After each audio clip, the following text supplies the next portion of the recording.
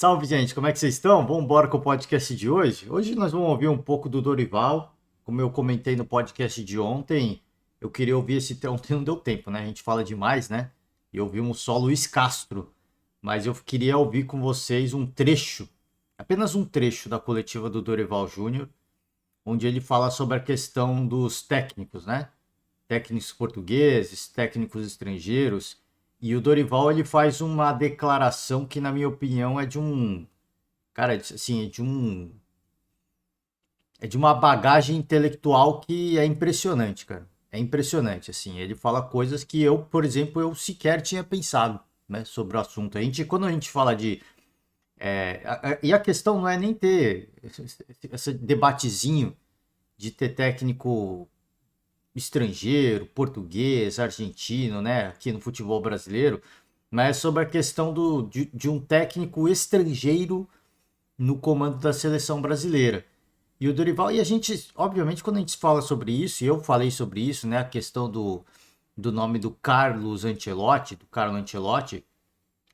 atual treinador do Real Madrid, eu até falei, cara, eu queria muito que fosse o Ancelotti, né, assim, esse eu acho que é um momento, existe um clamor popular por um nome estrangeiro, só que quando a gente fala isso, a gente pensa no lado romântico, de que é um cara vencedor, de que é um cara super campeão, venceu títulos das maiores ligas do planeta, e a gente não pensa sobre uma ótica que levanta o Dorival Júnior. Eu sigo com a mesma opinião ainda, eu acho que a seleção brasileira, se viesse um nome de peso, como por exemplo o Carlo Ancelotti, para mim seria muito interessante. Eu não excluo essa possibilidade, mas eu não vejo hoje como a única possibilidade, que até então eu via como talvez a única possibilidade, né? E diante do que o Dorival fala aqui nessa pergunta, eu mudei totalmente de ideia, né? Então, assim, eu queria.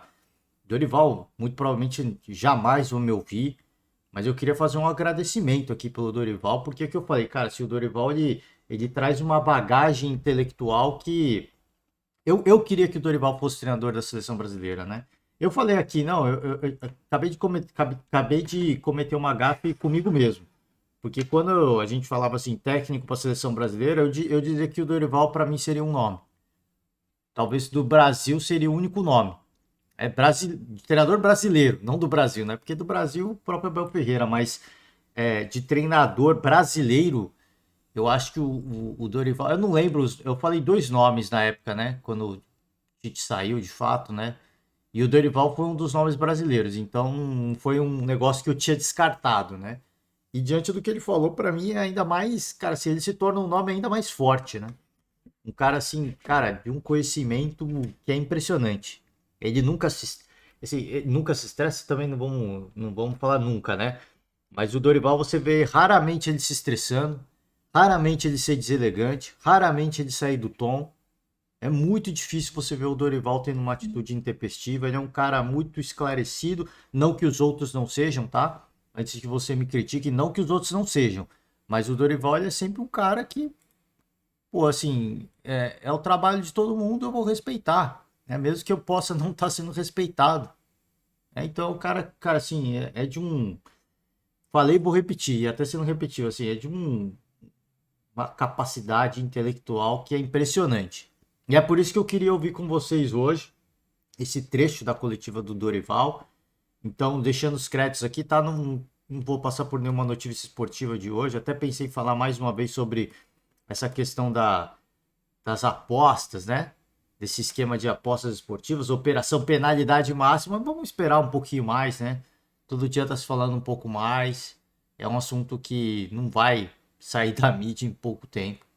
Quanto mais se procura, mais se acha. Né? Então, quanto mais tiverem operações de busca e apreensão, mais material, mais evidências, mais coisas vão aparecer.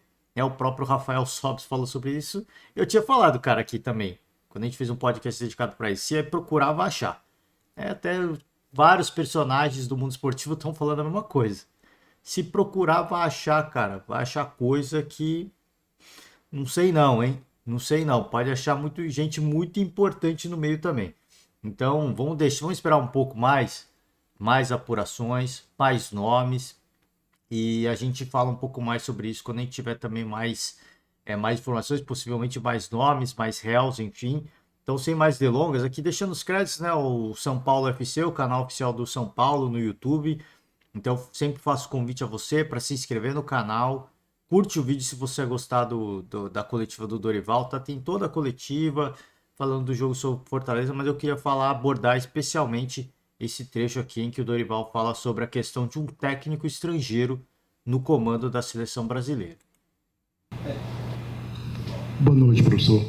Meu nome é Evandro Soares, sou da Rádio Expresso FM.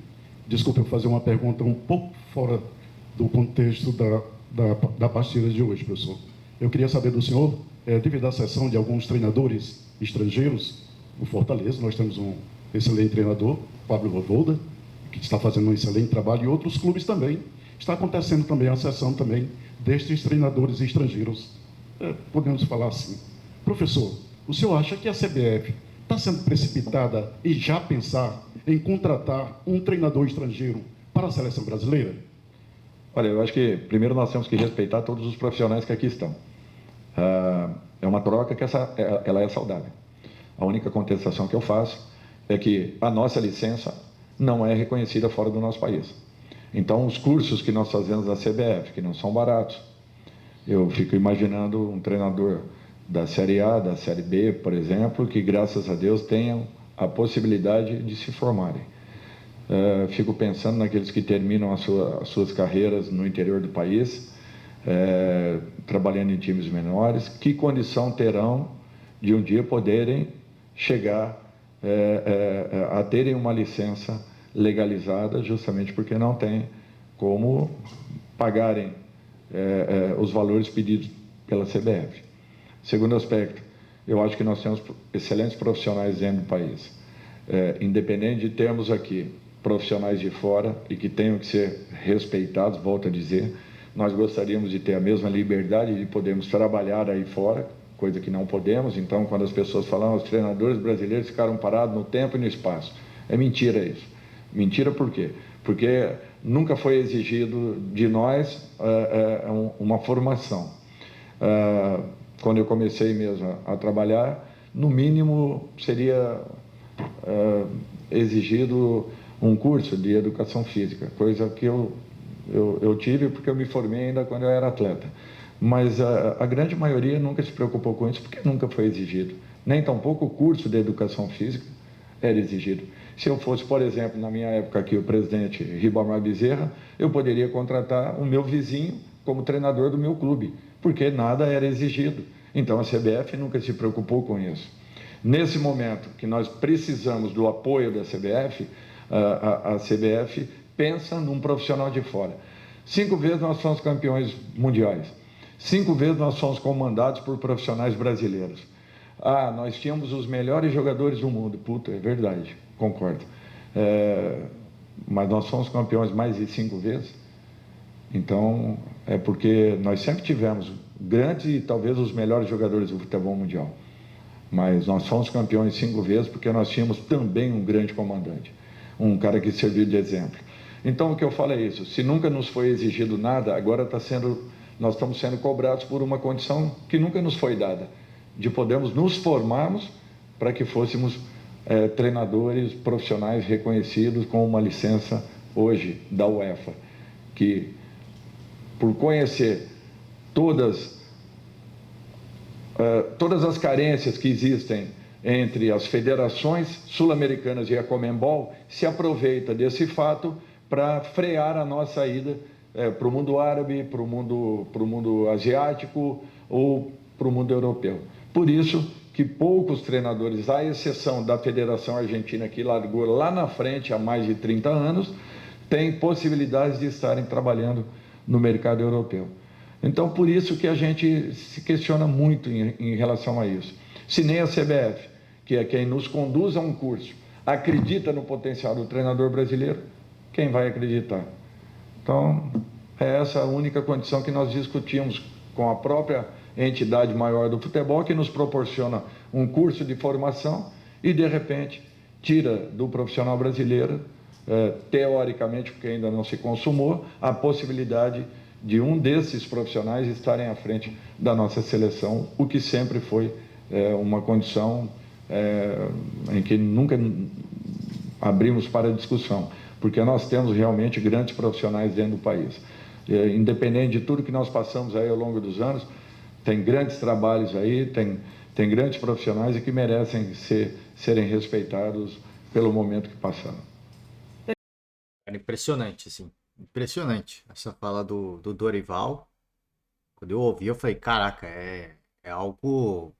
Gente, se eu já era fã do Dorival, agora, pô, eu quero um autógrafo, quero foto com ele, mano. Eu quero uma foto com o Dorival autografada, mano. É impressionante, cara, assim, ele começa o discurso, ele começa o discurso falando, pô, todos têm que ser respeitados, né? Sim, tem espaço para todo mundo. Obviamente que tem espaço para todo mundo. Existem trabalhos e trabalhos, profissionais e profissionais. Só que a CBF, ela exige um curso para que você seja treinador no Brasil, e é um curso caríssimo. É um curso caríssimo. Eu não abri o site aqui, mas já há alguns anos atrás eu já tive a curiosidade de abrir. Não que eu queria fazer o curso, mas eu tive a curiosidade de abrir, né? Naquela época que deu uma polêmica com o Renato Gaúcho, né? Que ele precisava ir finalizar o curso, né? Vários treinadores estavam indo lá no Rio de Janeiro. Eu lembro que eu abri só de curiosidade para ver, né? E é um curso caríssimo. Um curso caríssimo. A CBF exige isso para que você seja treinador de uma equipe no Brasil.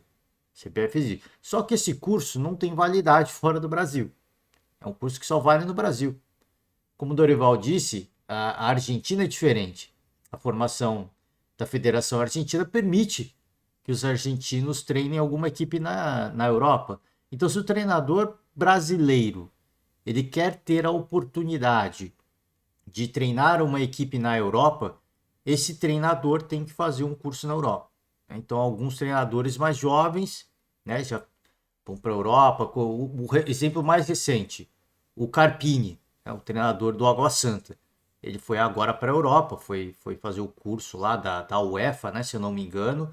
Então, ele já é um treinador que, ao se formar, ele vai ter um currículo, uma possibilidade de uma carreira internacional.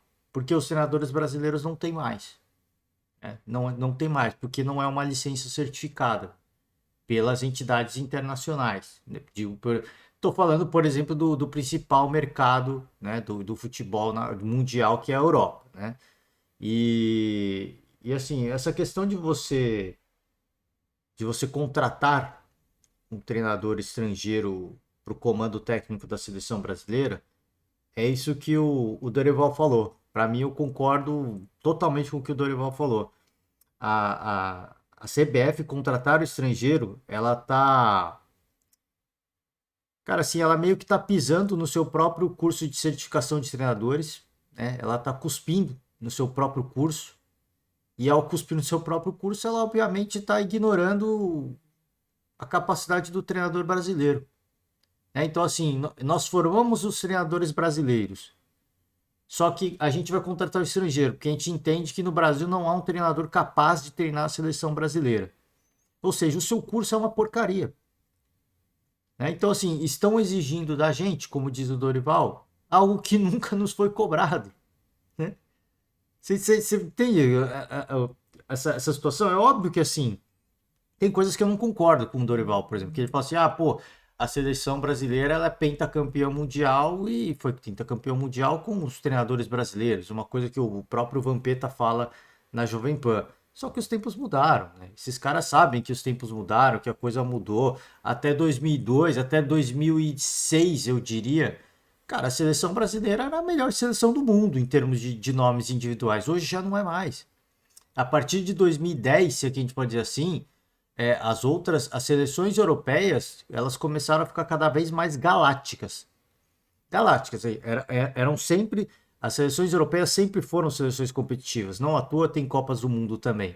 Mas eu digo assim, individualmente falando, não como conjunto. Individualmente falando, a seleção brasileira, eu não digo que sempre, mas a seleção brasileira, junto com a Argentina e junto com a Uruguaia, sempre tiveram a maior constelação em termos de nomes individuais. Sempre.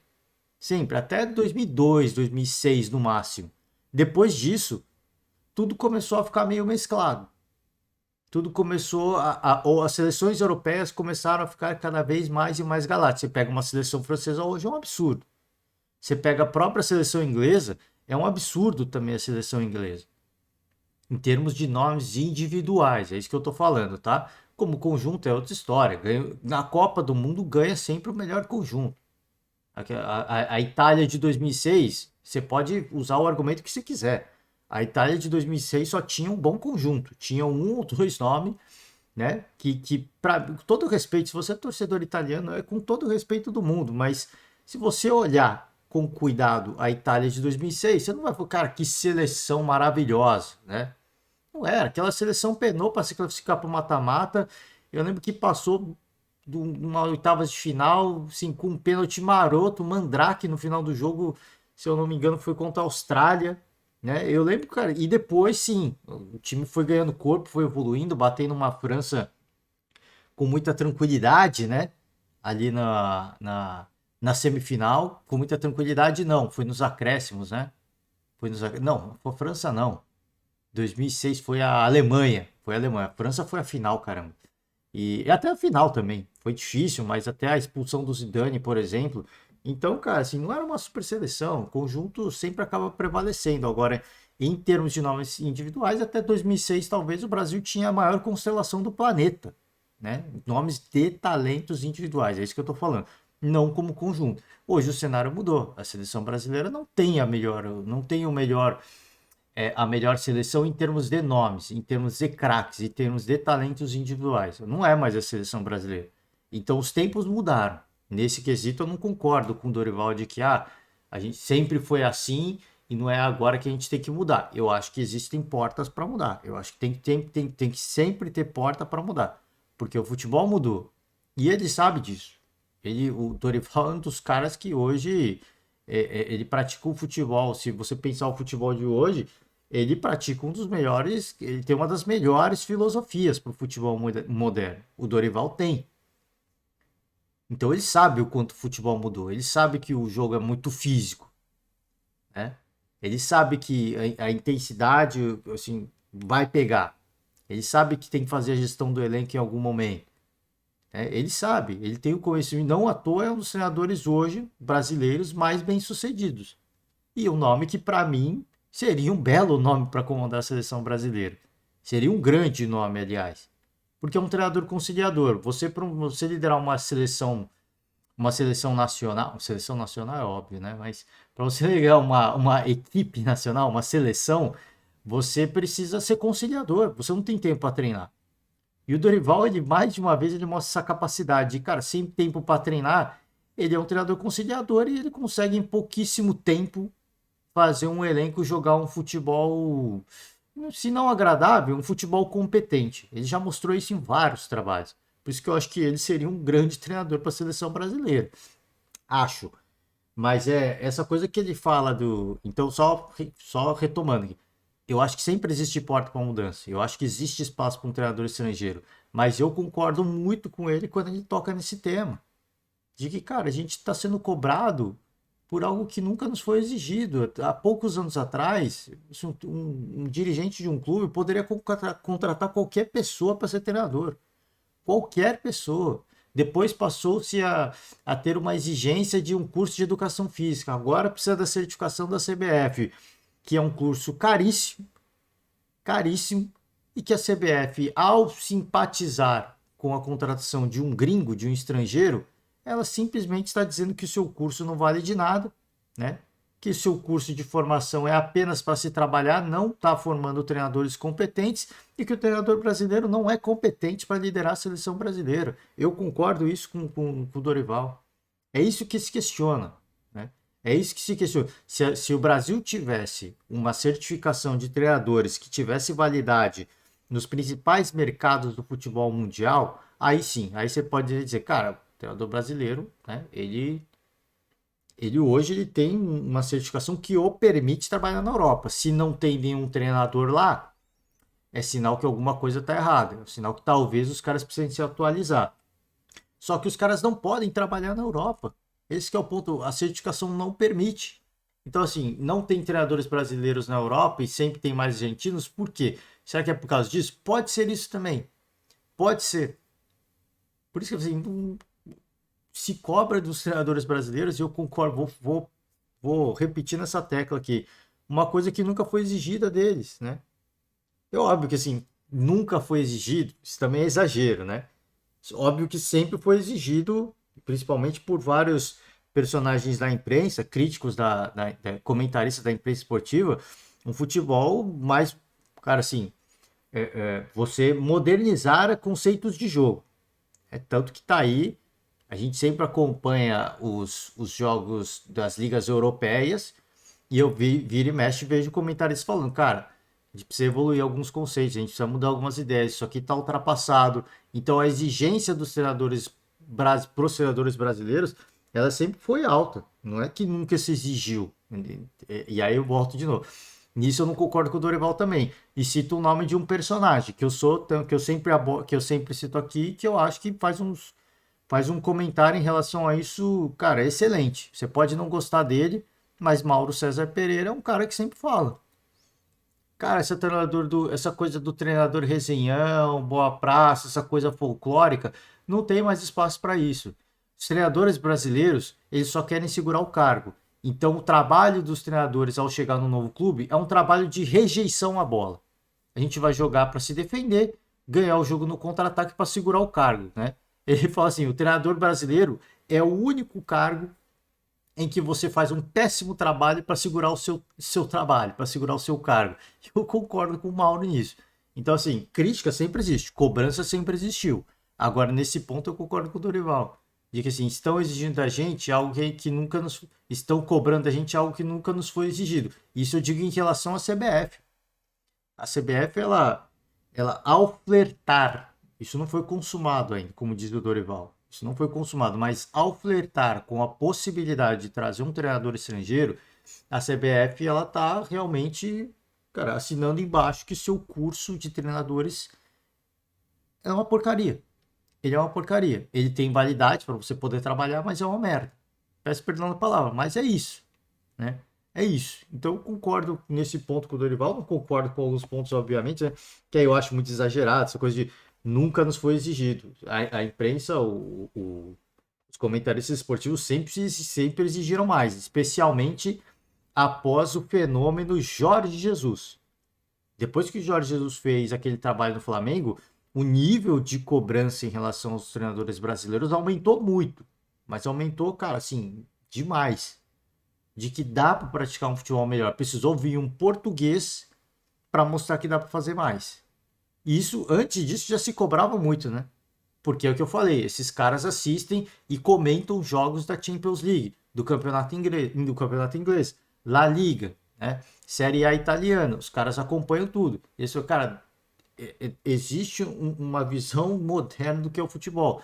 Essa ideia saudosista de que o futebol é folclórico, isso não tem mais espaço, isso sempre foi dito. Então a cobrança sempre existiu, mas a cobrança em relação à CBF nunca existiu, da CBF cobrar os treinadores. A CBF sustenta isso que existe hoje no futebol brasileiro de troca de comando técnico o tempo todo, de treinador que só faz um trabalho para segurar o cargo, então o trabalho é péssimo, não tem evolução tática, as ideias, os conceitos de jogo são sempre os mesmos, porque é um querendo passar a perna no outro e querendo manter o cargo a qualquer custo, praticando futebol horroroso, né, de rejeição à bola, como diz o Mauro César Pereira, e nisso eles seguem no trabalho, né?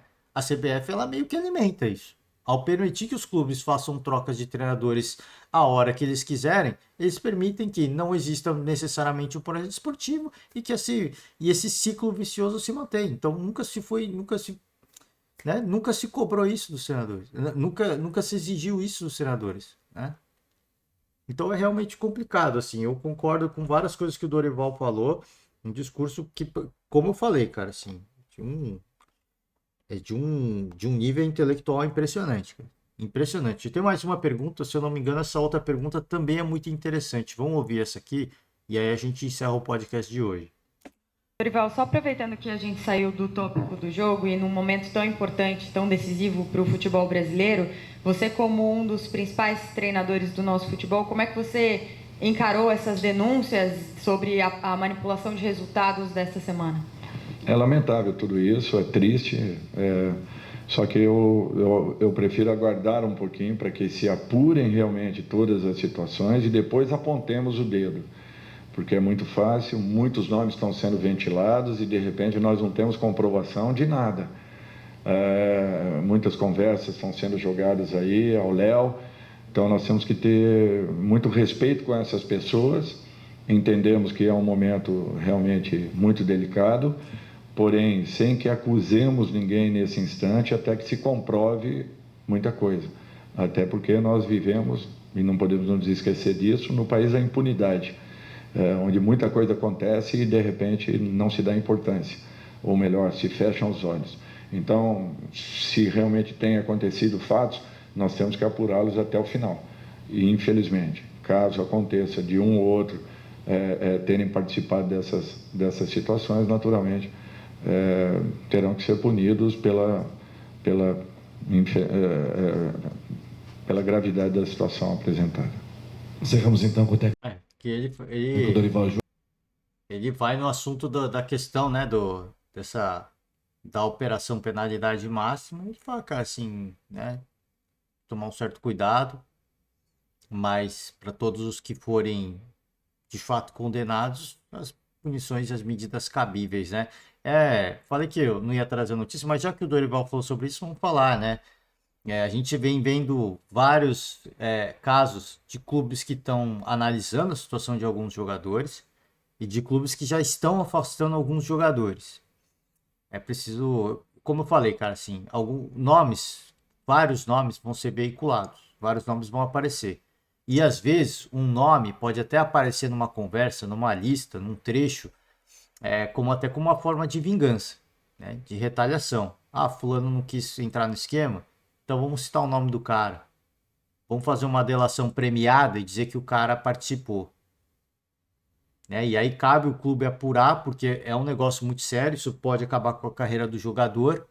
Né? E às vezes o caso mais assim, que chamou mais atenção foi, por exemplo, o caso do Gabriel Menino, em que um cidadão ele sugeriu que o Gabriel Menino, jogador do Palmeiras, executou uma manobra dentro de campo que poderia caracterizar ele ter participado de um esquema. O que o atleta fez? Postou um vídeo mostrando que era uma jogada ensaiada e vai estudar o processo, medidas cabíveis. O que eu falei, cara, eu acho que agora todos os jogadores, todas as equipes, eles vão ter que se... A gente vê várias cartilhas aparecendo, né? Por exemplo, informando o jogador o que fazer, de não reforçando o negócio de não participar, o que acontecer se receber uma proposta. A gente vê várias e várias agora as medidas de várias equipes. E mais do que isso, eu acho que é, é, juridic, ju, cara, assim, juridicamente, será que existe esse termo? Peço perdão, assim, em termos jurídicos, procurar especialistas, né? E procurar defender aquilo que é seu, porque querendo ou não, o atleta é um funcionário seu. E se o clube investigou, o atleta prestou esclarecimentos ao clube e o clube entende que o cara é inocente, qualquer tipo de sugestão ou denúncia que considere falsa tem que entrar. É porque sim, é até um pouco é até um pouco deselegante eu dizer isso, mas o atleta ele é um ativo do clube, né? É deselegante dizer isso, mas querendo ou não, o atleta é um ativo do clube. O atleta ele é uma forma do clube fazer grana, de fazer caixa. Você revender o jogador, ainda mais se for jogador jovem. Você poder ter a possibilidade de revender, mesmo se for um jogador consagrado, você poder vender, né? Você poder valorizar, fazer uma graninha, nem que seja pouca, mas fazer uma graninha vendendo para outro clube e tudo mais, acordo. Você faz uma troca, consegue um jogador com potencial melhor. Né? A partir do momento em que esse nome desse atleta é veiculado, ele perde valor de mercado. Por isso que eu digo, os clubes, não só os atletas, mas os clubes também, eles têm que se reforçar, cara, em termos jurídicos, para ficar, cara, para procurar qualquer medida cabível se, cara, qualquer tipo de sugestão for feita, porque isso é algo muito sério. É óbvio que assim, vão simplesmente retalhar qualquer nome que aparecer na imprensa e a gente já sai processando. Também não é por aí, porque as investigações estão acontecendo e qualquer nome que está aparecendo, obviamente, é liberado pelo Ministério Público, né? Pelas autoridades que estão fazendo as investigações. Então não é, não é por aí, mas é como eu disse, o caso do Gabriel Menino não foi uma autoridade, né, que sugeriu, foi um influencer. Então qualquer outro. E isso vai começar a acontecer com mais recorrência, na minha opinião. Cara, fez um pênalti espalhafatoso, arbitragem. Por exemplo, você pegar esse próprio jogo do São Paulo, Fortaleza e São Paulo, as duas expulsões para mim não foram nada. Não foram nada. Não foram para expulsões. Não é que não foram nada, não foram para expulsões. Vai ter gente que vai sugerir que o árbitro ele tá fazendo parte de esquema. E aí você vai falar que faz parte? Não, eu só acho que o cara é ruim mesmo. Com todo respeito ao árbitro do jogo, eu peço até desculpas a ele, mas ele tentou compensar na expulsão do Nestor e tudo mais, mas eu só acho que o cara é muito ruim. Ele sentiu o nervosismo da partida, ele é muito ruim. Desculpa, assim, ele pode não ser ruim, mas estava num dia muito ruim, muito infeliz, né? Uma coisa que o Flávio Prado, comentarista da Jovem Pan, sempre fala, né? As pessoas podem sugerir que o árbitro faz parte do esquema, não, assim, não tem a mínima condição. Eles são incompetentes. Assim, eles são incompetentes. Se eles fossem fazer alguma coisa por esquema, eles iam cagar com o esquema, porque eles não têm competência para apitar o jogo. É uma coisa que eu falo, não é bem com essas palavras, é uma coisa que eu falo para o comento. Peço perdão aos hábitos, obviamente, né? Isso é muito em tom de brincadeira, mas vai surgir, cara, sugestões de todos os lugares. Então, assim, eu falo dos jogadores, mas até os próprios árbitros, né? De, cara, qualquer tipo de sugestão, o cara tem que se respaldar. A CBF é quem, na teoria, deve defender a classe dos árbitros. Então, se respaldar da melhor forma possível, porque sugestões vão aparecer. Isso é óbvio, né? Só que o que eu falei, da mesma forma que existe a coisa ruim do cara ficar sugerindo que fulano e ciclano participou de um esquema criminoso, né? Participou de um esquema de manipulação de resultado, também vai ter a parte boa de que os árbitros vão ter que ter muito mais cuidado na hora de tomar algumas decisões de, não, o cara tem histórico, né? Não, preciso compensar porque eu cometi um. Se você cometeu erro, cara, conviva com esse erro. Essa coisa de compensar, ela só prejudica o jogo. Mas eu prejudiquei, por exemplo, prejudiquei o Fortaleza. Cara, sinto muito, né? Sinto muito. Agora, você se retrate, não sei, você fala depois do jogo, pô, cometi um erro mesmo, faz parte, só que eu não vou compensar. Isso não existe, né? Cometi um erro ali, o árbitro de vídeo assinou embaixo, assinou o erro também, então vambora, segue o jogo. Todo mundo errou, né? Todo mundo errou. Você fazer um negócio para compensar, aí você abre margem para contestar e para questionar o que você fez no jogo, né? Então, não estou dizendo aqui que, cara, senão o torcedor do Fortaleza vai ficar maluco comigo. Eu só estou dizendo que, assim, os caras vão tomar um certo cuidado agora. Eu cito esse jogo porque, para mim, foram duas expulsões que foram escandalosas para mim. Sem pé nem cabeça. Agora, se os árbitros vão tomar muito mais cuidado, assim, de repente expulsar um jogador. Ou de dar um cartão, pô, realmente foi. Né? Cartão vermelho, opa, será que foi mesmo? Será que não vale ver no monitor? Para não pesar a mão? E o histórico desse cara? Não, o histórico não interessa. Interessa o que ele fez ou deixou de fazer. Né? Ou do que ele fez e o que ele não fez. Né? Não tem histórico dentro de campo. Porque se entrar pro lado do histórico é muito fácil. Né? Vou lá na casa de apostas, Felipe Melo vai tomar cartão amarelo no primeiro tempo. É fácil, né? O histórico, os caras vão lá e dão na cartão amarelo. Né? E aí começam a sugerir um monte de coisa, né? E não é o que eu tô falando, e não é nem que o cara faz parte disso, ele vai pelo histórico, então os caras vão tomar muito mais cuidado. Assim, pô, não posso ir pelo histórico do cara, porque se eu for, vou começar a falar coisa que não tem nada a ver com o espetáculo que eu tô tentando proporcionar, né? Então vai ter a parte ruim, tem a parte obviamente boa, de que todo mundo vai ter que tomar mais cuidado. Os próprios jogadores vão ter que tomar mais cuidado com algumas coisas, na hora de bater boca, na hora de uma discussão dentro de campo, na hora de reclamar com o árbitro, todo mundo. Todo mundo. Então, assim, espero eu que algumas coisas boas saiam disso, especialmente no comportamento não só de atletas, comissões técnicas, mas também da arbitragem. De tomar um certo cuidado com algumas decisões, com algumas coisas que vão fazer, porque isso pode ser interpretado de uma forma Pô, porque querendo ou não, você ter seu nome sugerido nunca é legal. Você pode ir lá, você pode processar o cara que falou alguma coisa, mas nunca é legal. Você vai receber um holofote desnecessário, né? Então é isso, gente. Eu vou finalizar o podcast de hoje. Queria trazer essa palavras de Dorival Júnior sobre a questão de ter um técnico estrangeiro no comando da seleção brasileira. Muito bacana essa ideia, né, do que traz o Dorival, porque eu não tinha pensado sobre esse aspecto do curso de certificação de treinadores da CBF, né? De que a CBF tem esse curso, ela exige isso dos treinadores, mas ela não quer ter um treinador aparentemente. Não é que não quer, mas ela simpatiza com a ideia de ter um estrangeiro no comando da seleção brasileira, né? Então, no mínimo, um paradoxo aí. Enfim, gente, ó, vou finalizando por hoje. Vamos só. Deixa eu voltar aqui. Deixa eu abrir o GE, tá? Globoesporte.com. Eu tava olhando as notícias esportivas. Então, a gente vai, obviamente, aqui para a agenda do dia, porque nós vamos ter jogo importante e nós vamos ter jogo de Campeonato Brasileiro. Então a gente vai acompanhar tudo aí, tá? Bahia e Flamengo, Fluminense, Cuiabá, Palmeiras e Bragantino, Atlético Mineiro e Internacional, o reencontro de Eduardo Cudê com os gramados do Beira-Rio e a torcida colorada, tá? É isso, gente. Muito obrigado. Encerro por hoje. Desejo a todos um ótimo final de semana, um forte abraço e amanhã nós estamos de volta com os comentários da rodada. Valeu demais, forte abraço e tchau.